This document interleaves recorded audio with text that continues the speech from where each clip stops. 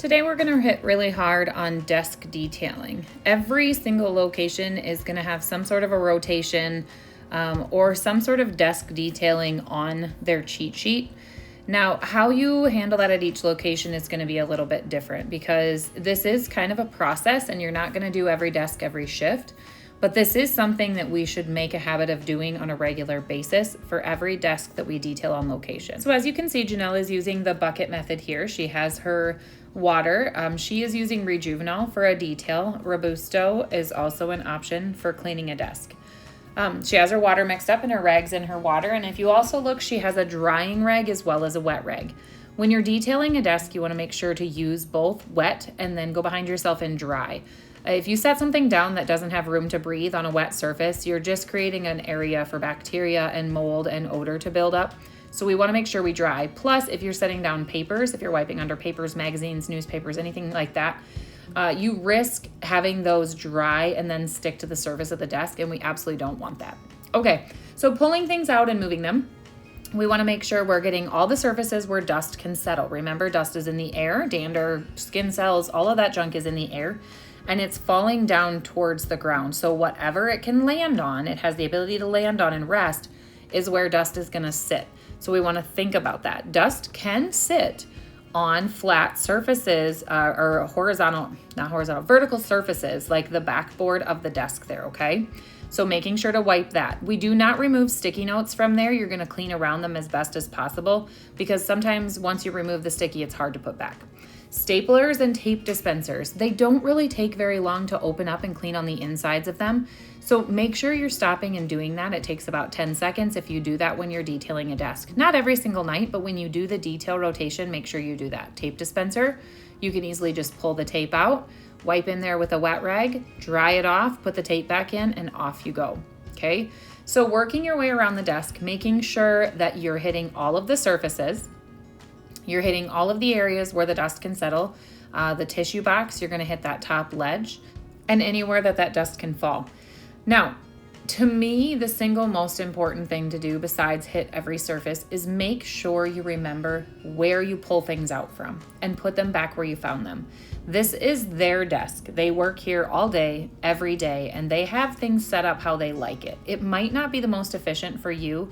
It might not look visually the best for you, but it's how they want their desk, okay? This doesn't mean you can't put pens away in the pen dispenser and just straighten the items, but it means you can't completely rearrange their desk. So please make sure to put everything back where you found it. Monitors, that is another tricky situation. There's lots of cables, there's lots of cords.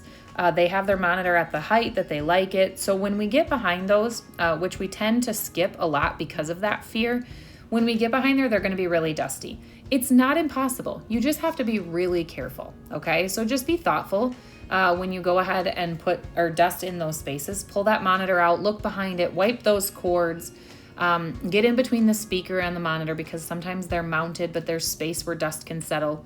On the base here, on the back side of it, we forget those a lot. It's not visible when you're sitting there, but if you're the person standing up, kind of where I'm standing in this video, if you're the person who's standing back there visiting with that person at their desk, you have a much better view of the angle behind the desk, and you're gonna notice it really fast. So making sure to get all those spaces.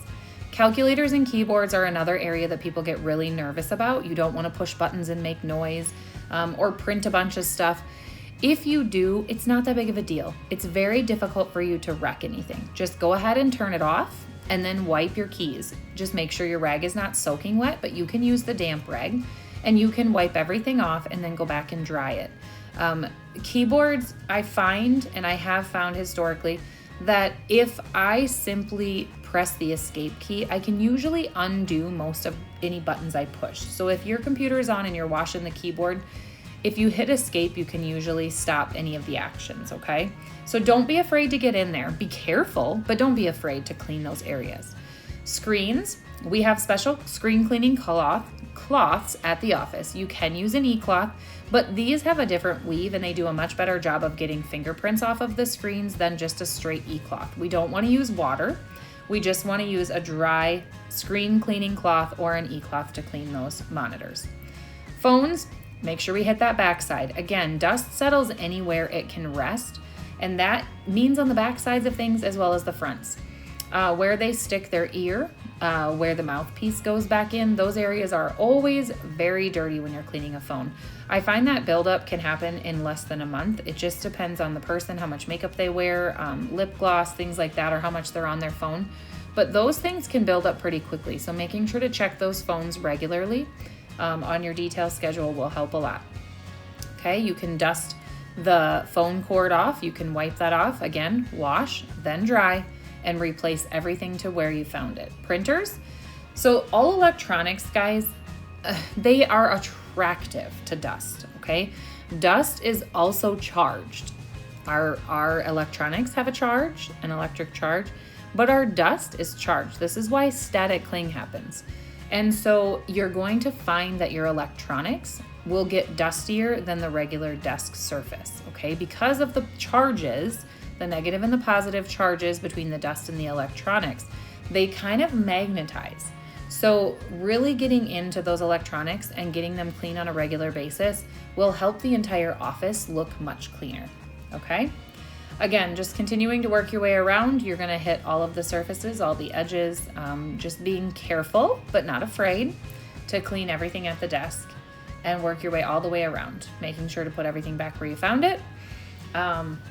If it's something like a decorative item, as you'll see coming up, you are gonna make sure to wipe those off. It is important. Now, if you have a very big office or an office that's never really been detailed, you might have to go back in and get a new rag. If this is an office you detail regularly and it's fairly clean, you probably don't have to get a new rag. You could probably do one entire office with your rag, okay? But you can determine that based on how dirty your rag is getting or how dry it's getting. Am I still picking stuff up? Things like that. Once you've finished with that surface, you're gonna move to the cabinet fronts. Now, if there's uppers, you're gonna do those as well as the lowers.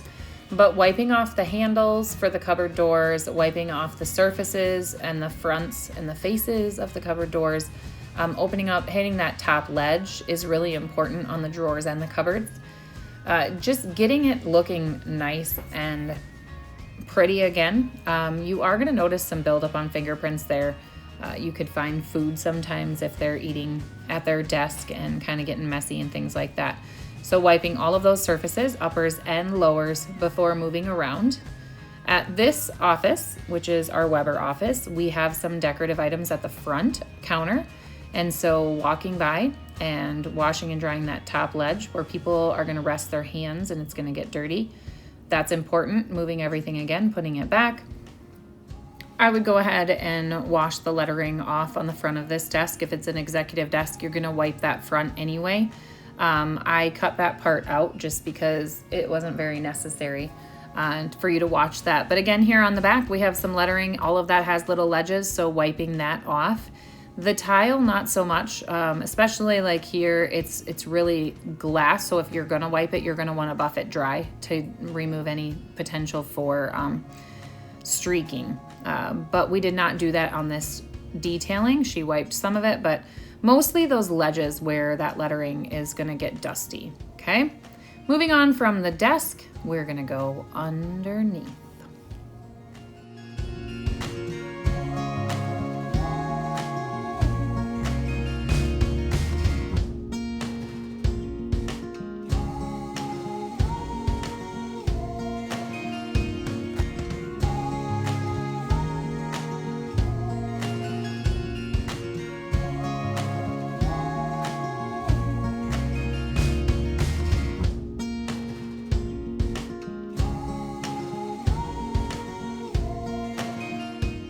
As you could see from the video and those pictures, those are actual pictures from locations that we currently clean. So once we get done with the top of the desk, we can't just run away and be done. We have to really get underneath the desk, okay? Like we talked about, not everyone is gonna fish a paperclip from the floor if they drop one. If they drop a staple or a piece of garbage, they're not gonna crawl under their desk to get it necessarily. But if they drop their cell phone, or if they drop their favorite pen down under the desk, trust me, they're gonna crawl down and they're gonna go find it. And when they do, we do not want them to see what those pictures showed. So how do we get under the desk and detail it appropriately? without too much stress on our part and without taking a terrible amount of time. So in Janelle's video, she is extremely detailed, and this is what we want you to do, but you can do this at a fast pace, okay? We are talking a lot while we're doing it, getting information, what are her expectations, and so the movement is just probably a little bit different than if she was doing it without talking to me. But the concept is the same. We're gonna move things, okay? Now remember, dust is gonna settle, but it can also settle on vertical surfaces. So we're gonna wipe the edges of the desk itself, and so the sides of the cupboards, the back of the desk. We're gonna move the items, and as we do, we're gonna wipe them as we pull them out. Okay, this might be a good time to get a fresh rag if your other one was pretty dirty. So we're gonna wipe the surfaces and the items that we remove, and we're gonna slowly pull them out. Don't pull everything out at the same time because you're not gonna remember how it went back in there, okay? When you get to the computer tower, you're gonna move it slowly, okay? You're not making giant movements because those cords are probably tied. The cables are probably connected to a printer and a monitor, and there's cords running from paper shredders and who knows what else under there. But a lot of times there's a lot of cords. So we wanna just be careful, but don't be afraid. Go ahead and wipe those cords that are coming down and then slowly move your items, okay?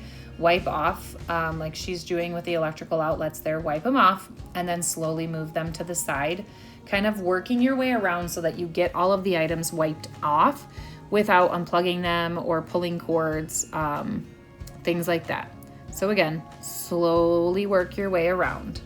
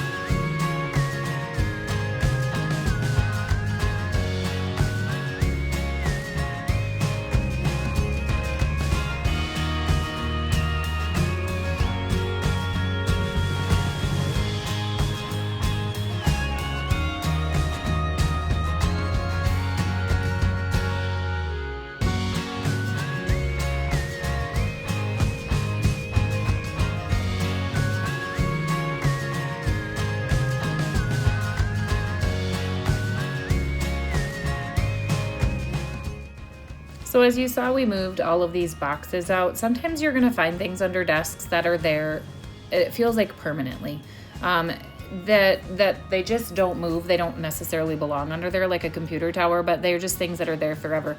You need to move those because dust is still gonna get behind them and settle. You maybe don't have to move them every week, but you're gonna need to move them and get behind there, cleaning the baseboards, cleaning the tops of the outlets and the those cable plates.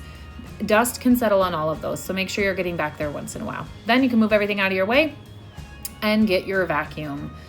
This is a really good time to vacuum under the desk when you've got everything moved anyway, and you can get into all the edges. Just be very aware of what you're doing. There's a lot of cables under there, and we don't want to just shove our vacuum back there and vacuum up someone's cell phone charging cord, because I guarantee that that's going to happen if you are not slow and taking your time. So go ahead and vacuum with the regular brush roll all the way around as far as you can. And then you're gonna go ahead and you're gonna detach and you're gonna use the hose, okay? You have attachments. You can use that little skinny attachment. You can use the brush attachment if you need to, or just go ahead and use the regular hose. Any one is just fine, but this is a great time to kind of get around all those edges and other ledges.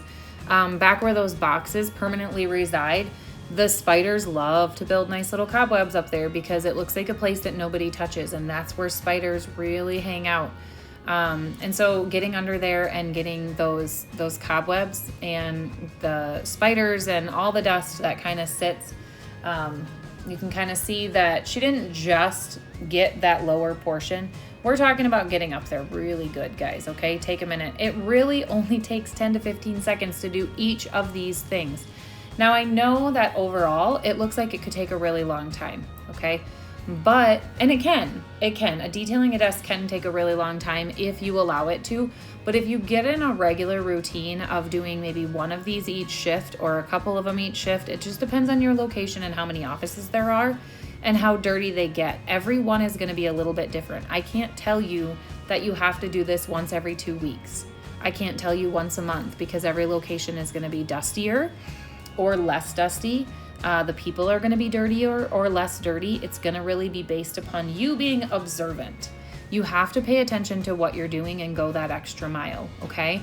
I can teach you to clean. I can give you all of the information, but I can't force you to be observant. You have to do that on your own. So taking the time to stop and to look and go that extra mile for your client is huge. They are going to notice it. They're going to greatly appreciate it. Trust me, they notice what you don't do, okay? So don't give them an opportunity to see something that you didn't do. Just like when I said if their cell phone falls under there, they're gonna notice really quick that you don't clean under their desk. It's gonna be very obvious. And if they drop their phone under there and find nothing, trust me, they're not gonna be like, wow, they really clean under my desk. But you know that you clean under their desk, okay? So you're not necessarily gonna get praise for it, like, wow, you did such a great job cleaning under my desk. But if they drop something underneath there and it was filthy, it's going to be very apparent that you don't do it, okay? So take the time to be observant. Take the time to look. How often do I need to get under here? When was the last time I cleaned under the desk, okay? The last thing we're going to really look at is chairs. These chairs, especially these kind of Herman Miller style, it's what all the office chairs are going to. There are so many places for dust and dirt to hide on these chairs. And it's very quick and easy to tell if we're cleaning them regularly or not, okay? There's a lot of little grooves, but honestly, if you get in a routine of doing it, it doesn't take very long to clean, okay? So you want to get into the back. There's mesh that stuff kind of hides on under the armrests, the tops of the armrests. There's little where they attach to the bottom side of the chair. You saw her stick her rag under there. All those little levers underneath. The legs especially, you're going to have to clean them before you can polish them. So going in with your rag and wiping them down really good is important. And then we look at those seats and the backs there, that fabric portion of these chairs. Sometimes it's too much to wipe up with your rag, and so the vacuum could come in really, really handy there.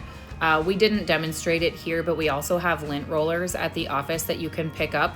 And those do a fantastic job of picking up the hairs and the dust and the dead skin cells and all of the stuff that kind of falls to the backs of those seats. So one of those options will get you. This is a full desk detail. If you follow the tips and tricks that you've learned here, your offices and desks will look amazing.